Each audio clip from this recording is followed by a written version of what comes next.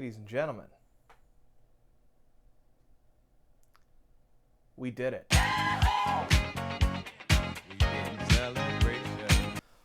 What did we do, you ask? Why am I all dressed up, snazzed up for the evening? Well, I'll tell you. First of all, we finally hit 1,000 subscribers. Let's absolutely go. How long have I been bitching about not making it there? And finally, we've made it. An enormous thanks to each of the, I believe at the time of recording this, 1,132 of you. The number has changed. An even bigger thanks, but an especially big thank you to one Daniel Mata for being incredibly generous with his brand image and being a big part of what got me here. Speaking of Danny Mata, well, we got one other thing accomplished, as you may or may not know. We won the bet. What does this mean, do we think? Well, it means a couple of things. It means that I get bragging rights for all of time. It means that while Danny may be the Oracle of Delphi of predicting things, I am Apollo himself. And it means that we have won the right to not one, but 2 episodes of my/our choosing, or the ability to smash those 2 episodes into one for something that is feature length. So, you guys have got until Sunday, midnight Eastern Standard Time. Sunday going into Monday. Sunday 11:59 p.m. before the midnight of Monday. This week to get your suggestions in. And then I will go through every suggestion that is on this video, that is on either of these 2 videos, or that is in the Discord. Don't forget about the Discord. That's the place I really want these submitted. And then I will choose amongst those and my own personal suggestions what it is we're going to make him watch. And you'll see that video very soon, although I know he's a busy, busy boy. And the losses, they just keep a-piling on because he also just lost his big old boxing match. And while I am bummed that my friend lost this thing he's been working really hard for, he backed the wrong horse. I mean, Castlevania, it's just the better show. It's just simply the better show. Arcane's got nothing on it. Not a damn thing. But anyway, personal stuff aside, now it is time to get into today's video, today's episode. What are we talking about? Why am I dressed up? What possible subject matter could be worth this level of sharpness? Well, I'll tell you, it's time for another Justice video. Are you kidding?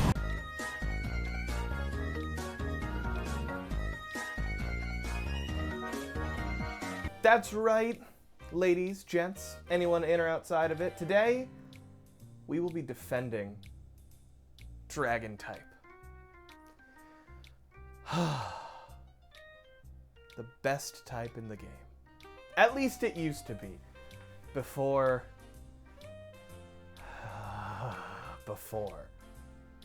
But enough about the hate. Let's start with what we love. And what do you love about Dragon types? Purple text. Why, that could only mean one thing. That's right. I'm editing this video myself, which means I don't have to put up with any bullshit like this.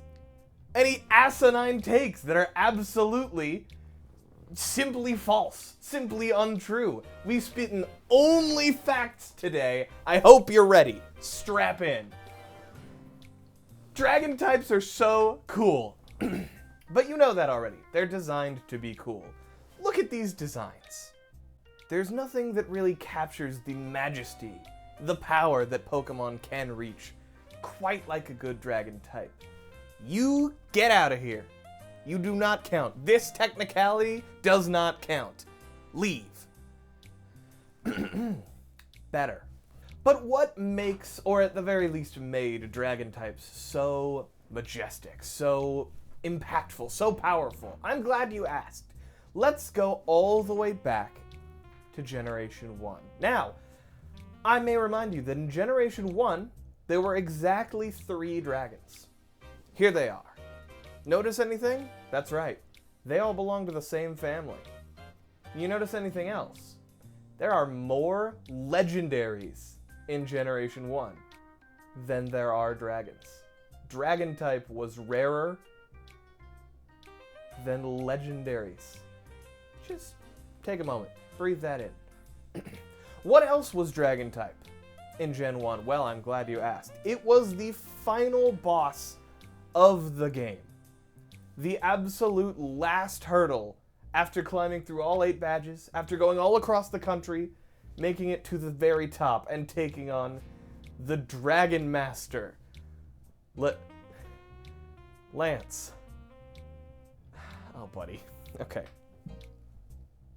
The concept was there. They didn't... Okay. A moment. Imagine for me, if you will, starting off with any of your choice of not 3, but 4 Pokemon. Here they are. This is your starter Pokemon. And let's be honest with ourselves. They never left your team. Maybe Pikachu left your team, but one of the big 3 original starters, this dude never left your team. It doesn't matter if you were playing the original game or Fire Red, Leaf Green. This was a staple of every player's team, at least the first time around if you're not Nuzlocking, but that's besides the point. You've been with them through thick. You've been with them through thin. You've collected 8 badges and made it through 3 Elite Four members, and now...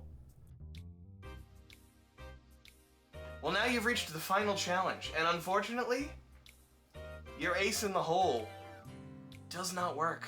It's not ready. It doesn't hold up. This is your final challenge, and the thing you've been relying on this whole time, it's not gonna get you there. At least not if you stay with Stat, but stay with me here for the storytelling. This is a huge moment. This is such excellent Ludo narrative.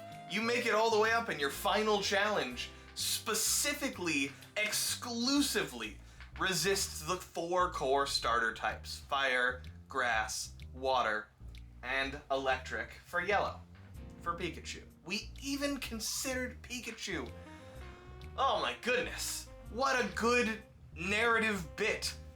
If only they had a full team of dragons to work with. Still a bit of an oversight, but I get it, they were going for the whole rarity thing.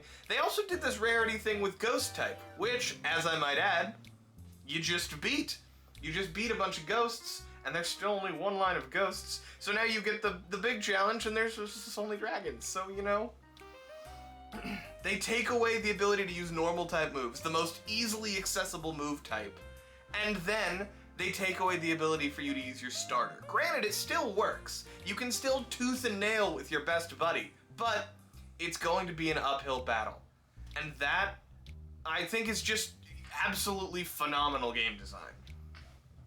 Not to mention how I feel about a certain other type being the specific bane, what with everything in this fight being weak to ice type. Shut up, Gyarados. You don't count. Freeze Dry came out eventually. I'm still right. Anyway, what an excellent peak to build to. Dragon, this thing that is only super effective into itself, and then also an absolute glass cannon, and even back then, not a very good type.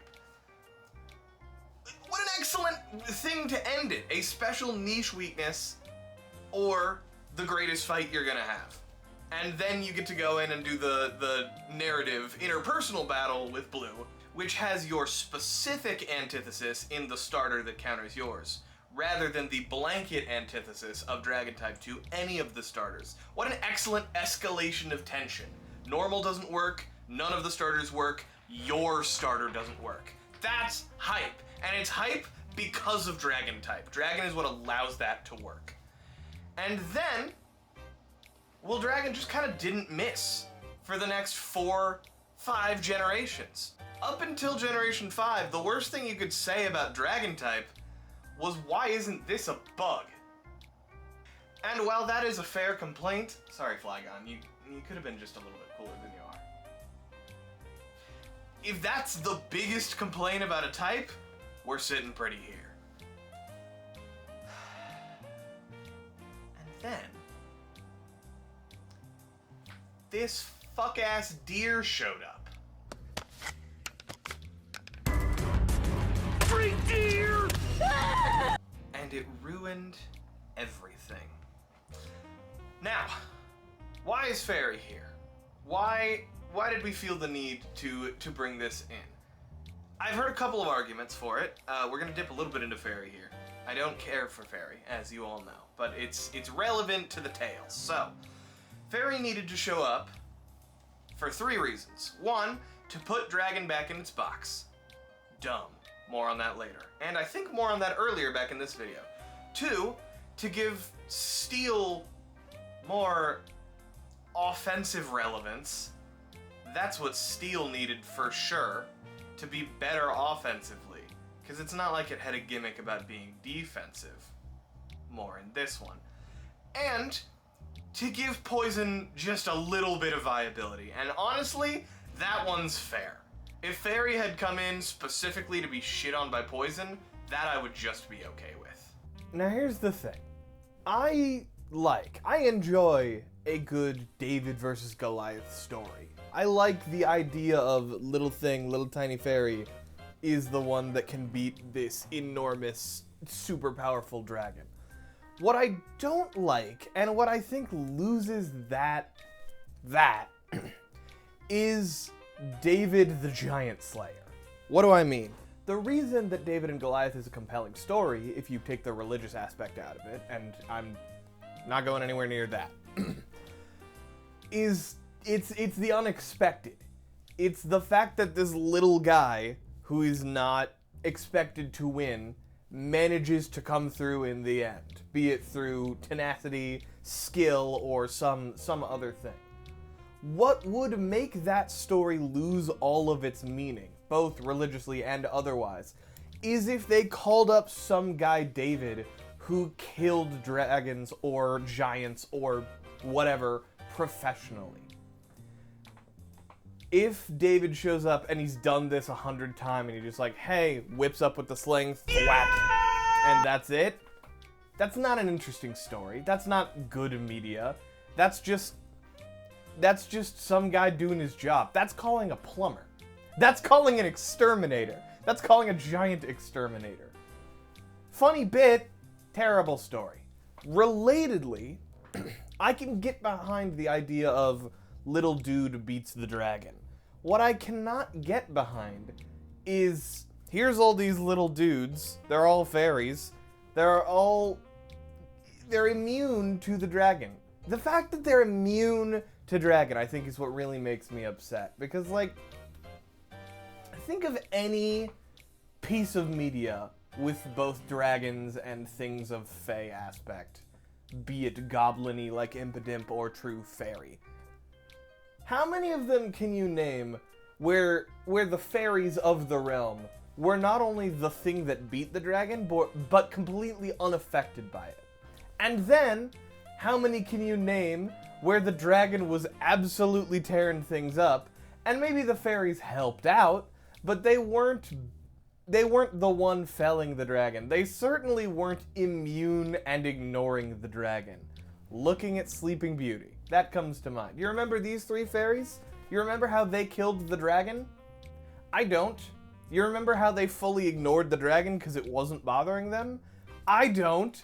You remember how they had to put everything into this soldier guy to deal with this dragon? And they certainly helped, but they were not the dragon slayer. That's how I remember that story going. And speaking of things I remember when bringing a dragon type to the table had some weight behind it, had some oomph. I remember being 10, 12, 14 and playing Pokemon with my friends on our little DS, playing whatever it was. And someone calling out, yo, I caught a dragon type. That was a big deal. Dragons used to be big. And they had the stat pool to back it up. Bam! Look at these stats. The lowest possible option is 3rd in a category out of 18. Dragons have some oomph. And it seems like I'm about to say, wow, that's super overpowered. but it's not. Here's the genius of dragon type. This is what they're good against. Dragon is good against exactly one thing. Other dragons. And honestly, that is a cool thing that we don't see super often either. Ghost does that. Another Ghost and Dragon. They were so cool that they were the only thing that could stop themselves, except for ice.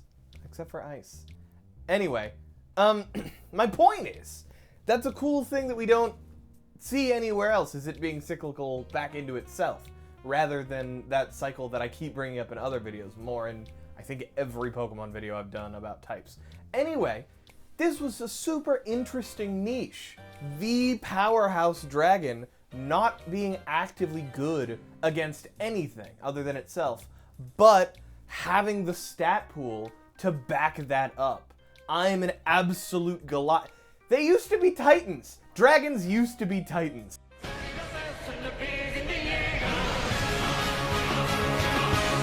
And the feeling when you brought a Titan down was amazing. And now, it's just another type. It's just another thing to do.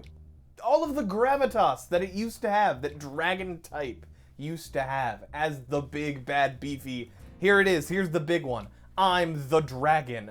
I'm the big final member of the Elite Four. I'm the 8th gym in the second game. Hear me roar, I am dragon. It's just not here anymore, because now you can bring this rinky-dink little set of keys, and you got nothing on me.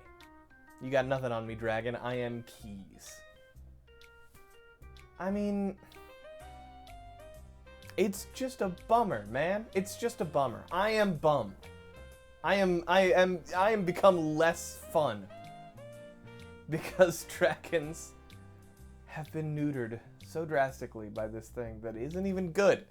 It's just here to shit on my day. And also to shit on Ice type, because Ice type used to be the Dragon Slayer. More on that in this one. It's just a bummer, man. Dragon used to be the stuff of legend. That's actually not technically true. Fun little Pokemon quiz for you guys. If you were to assign one real Pokemon type to Legendary, what type would that be? What type shows up the most in Legendaries? It's not Dragon, despite almost every box art. No, do you know what it is? It's Psychic type. There are 26 Psychic Legendaries. For whatever reason, Psychic is the stuff of legends. But Dragon used to be even more rare. Dragons used to be the real thing that was mythical before we decided that Legendary wasn't a good enough term. And now they're just about. Now it's just lizards that occasionally do some fire stuff, and I'm bummed about it. And I don't know what to do about this one. I would like it the most if we removed Fairy, just entirely, but that's not gonna happen, because that's not gonna happen, and I'm not gonna delude myself into thinking that that could ever happen, because it won't. We could give it some big buff, but that doesn't really work. You can't buff the stats. First of all, because they're already really good, and second of all, because that's not fun. Just making the numbers bigger is not really fun. Like, how do I put this? One of my lovely patrons, Malayik, and Reese is not a part of this, but I need to say his name as well, recently purchased for me Elden Ring Night Rain. And there are two significant ways to get stronger in that game. I won't go super far into detail, but you can either level up and all of the numbers get bigger, or you can find a new cool item that has some special ability and then lets you do a new thing with your big sword or your big hammer or your bow or magic. It doesn't matter. The point is, you can do some new crazy thing, or the numbers can get a little bigger. And I don't care about effective, but I bet you can guess which one feels better. Which one is more engaging and interesting. And hint, it's not my numbers are a little bigger. So we can't make the numbers bigger. We won't just get rid of Fairy type. Annoying. What is left? I have an idea. The problem is that there is, again, no way in hell that this idea would ever be true. But here's my thought.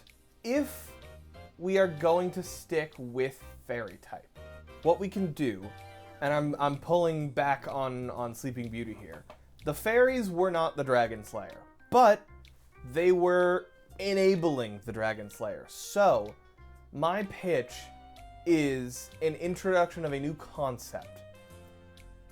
I'm not sure what you would call this or how it would work in a greater balancing thing, and this would take a lot of thought.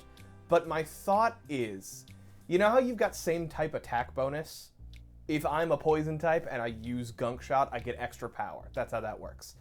My thought is that if I am a fairy type and I am fighting a dragon type, I would remove that fairy type is super effective into dragon, but I would add inherently to fairy type that it gets same type attack bonus against a dragon, no matter what type of move that it uses. Let me clarify a bit. I am a Klefki. I'm fighting a Drudagon, and I use Flamethrower as Klefki. Klefki can learn Flamethrower, sure. Flamethrower is not very effective against dragon because it's fire type. Dragon resists fire, as previously mentioned. But because a fairy type is using it, it gets that, like, fairy enchant bonus, whatever it ends up being called. And now you've got not very effective, half, enchant, stab, 1.5 times. So it ends up as 75%. I think I've done that math right, where it would have just been half. Or, if you get a ice and fairy type, I don't know who that is, this thing, and I use Blizzard into a dragon, normally it would be 2 times effective. It's coming out of a fairy type, even though I'm using an ice type move, it gets the same type attack bonus thing. Now you've got 3 times effective, 1.5 on top of 2. That's my pitch, and I know that that isn't how Pokemon works, and that they're definitely not going to shake it up in this drastic way. But I think it could be really interesting for, like, a fan game to give each type a preferred offender. Fairy is good into dragon type no matter what, and that only happens for dragon. Fire is specifically good into grass, and then also retains its super effective into steel and ice and whatever the other ones are. But its favored foe is grass. Ice's favored foe would probably also be dragon, but I guess if fairy's doing that, then it can get something else, and we can try and give you a new niche now that fairy has stolen your niche.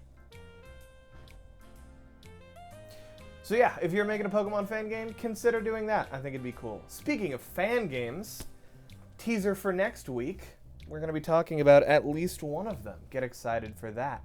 Thank you, everybody, so much for watching. It's been a real blast. Thank you to patrons like Malayik and Reese. And if you'd like to hear your name said, well, go check out the Patreon. We've got extended cuts of videos, alternate cuts, blooper reels. The entirety of that Danny Mata bet, that whole thing, that was recorded. You can watch it up there. We lost the season finale for season 1. I'm still super upset about it, but we've got the other 19 episodes. My Immortal Part 2, out very soon. I have to edit this video, so it's definitely not out yet, but it will be soon, I promise. My Immortal Part 1, out now. Both read by this poor sap. That might be it. Other stuff coming soon to the Patreon. And if you don't want to pay money, and that's totally fair and I get it, check out the Discord. We've got movie nights. We've got anime nights. We, I think, are still doing some watch partiness for Danny just in general now. We've got people in there and they do things. So come do things with people. And remember to get your submissions in for that bet by 11:59 Sunday, 2 days after this video was posted. That's your cutoff. After that, it's too late.